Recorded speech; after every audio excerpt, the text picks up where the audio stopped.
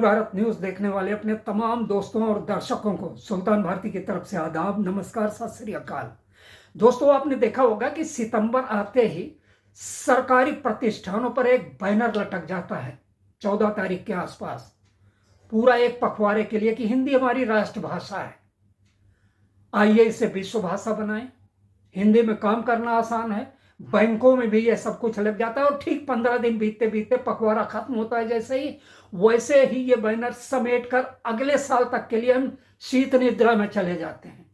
वजह क्या है कि आज भी हमारी ये प्यारी भाषा जो पूरे देशवासी बेचते हैं और जो हमारी राष्ट्रभाषा है, जो सारे लोग बोलते हैं, देश के लोग, हमारी राष्ट्रभाषा भी है, वो अंग्रेजी के मुकाबले रोटी रोजी का इतना मजबूत विकल्प क्यों नहीं बन पाई?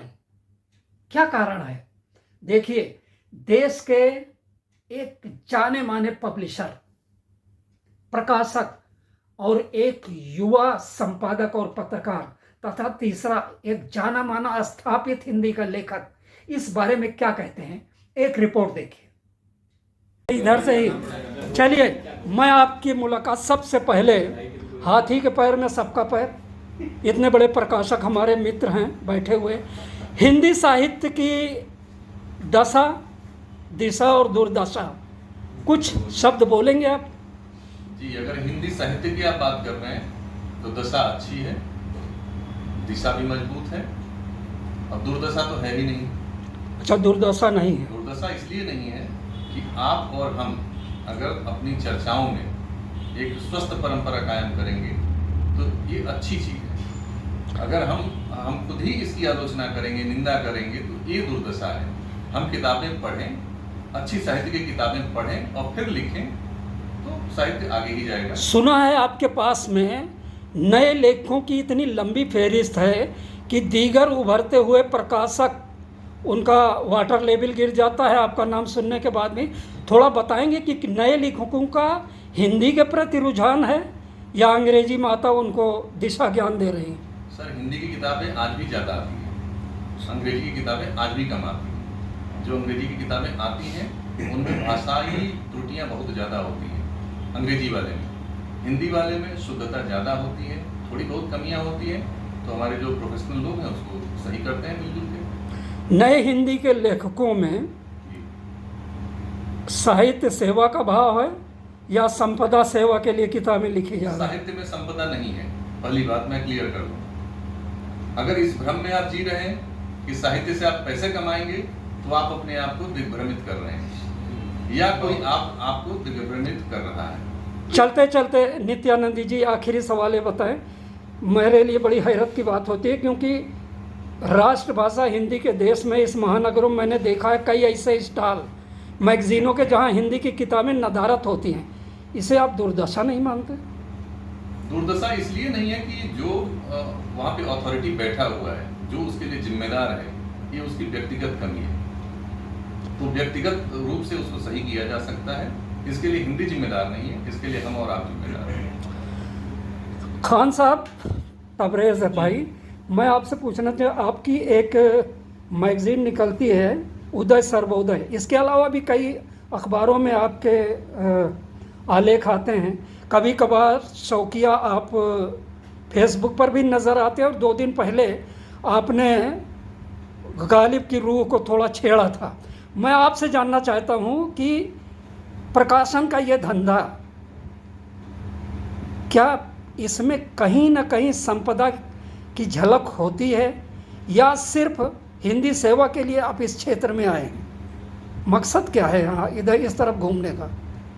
देखिए, संपदा की जो बात है, जो प्रोफेशनल्स मैगजीन्स निकलती हैं उसमें तो संपदा के बारे में सोचा जा सकता है, लेकिन जो साहित्यिक किताबें हैं, इस तरह की चीज़ें हैं, उसमें संपदा का कोई मतलब नहीं है। और वो जैसा कि सर ने अभी बताया, जहाँ साहित्य है वहाँ संपदा नहीं है, तो ये बिल्कुल सच है। आप उन्हीं की बातों को दोहरा रहे हैं। कहीं ऐसा तो नहीं, कुछ ऐसा रहस्य है जो पत्रकारों के माध्यम से जनता तक जाना नहीं चाहिए? आखिर इस हाल में मुझे तो नहीं लगता, स्टेशनों पर AH व्हीलर मिला करते थे जहां से हिंदी की किताबें खरीद कर लोग अपनी सीट पर लेटे लेटे रात काट देते थे ट्रेनों पर, लेकिन पढ़ने का वो शौक़ पढ़ने की वो स्थिति या पढ़ने का वो दौर मुझे लगता है विलुप्त हो रहा है। क्या आप देखते हैं हिंदी का भविष्य इस बारे में? पढ़ने का दौर जो है विलुप्त तो नहीं कह सकते हैं। हाँ, जब से डिजिटल दौर ज़्यादा शुरू हुआ है उसमें कुछ कमी आई है, लेकिन पढ़ने वाले जो साहित्यकार हैं, जो साहित्यिक लोग हैं, बिना उनको पढ़े क्या चीज़ें चल रही हैं, क्या समाज होता है, कैसे ज़िंदगी जीनी चाहिए, हम नहीं समझ सकते। चलिए, शुक्रिया आपका।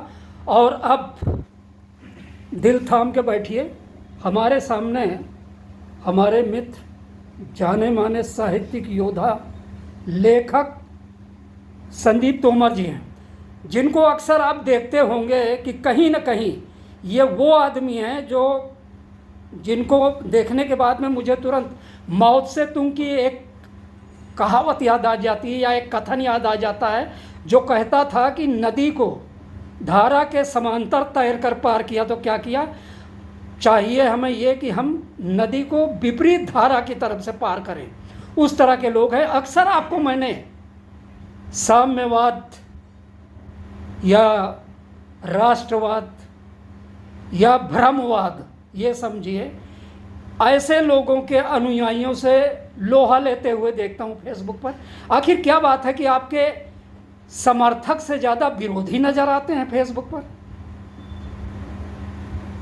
देखिए सुल्तान भाई, अगर आपके विरोधी नहीं होंगे तो उसका अभिप्राय है कि आपके पास विचार नहीं है। जहाँ विचार होगा विरोध वहीं होगा। और जो भी आप पूछ रहे थे साहित्य और संपदा, तो मैं ये कहता हूँ कि साहित्य तो अपने आप में संपदा है, उससे बड़ी संपदा और क्या होगी।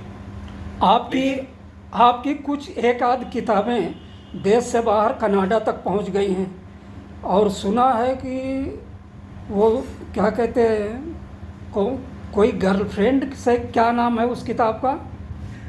देखो, ये एक इत्तेफाक नहीं, ये एक अच्छी बात है कि जिस स्त्री गर्लफ्रेंड की आप बात कर रहे हैं उसके प्रकाशक भी हमारे नित्यानंद जी हैं, और वो सिर्फ कनाडा में नहीं, अमेरिका और लंदन की लाइब्रेरी में भी हैं।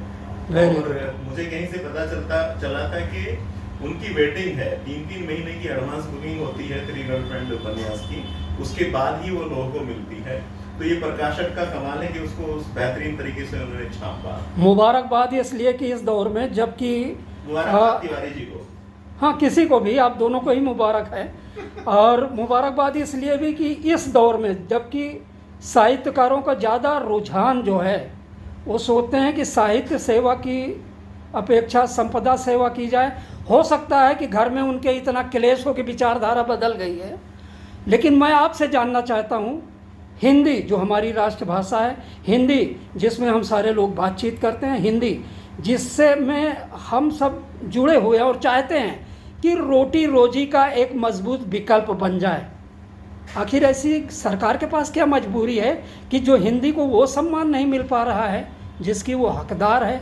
और पहले तो एक चीज मैं करेक्ट कर दूं, भारतीय संविधान में 14 सितंबर 1949 को हिंदी को राजभाषा के रूप में अंगीकृत किया गया था, जो कि अनुच्छेद 343 में स्पष्ट लिखा है। आज तक भी हिंदी राष्ट्रभाषा बनने के लिए जूझ रही है, लड़ रही है, लेकिन उसको आज तक भी राष्ट्रभाषा का दर्जा नहीं दिया गया। ये एक विसंगति है।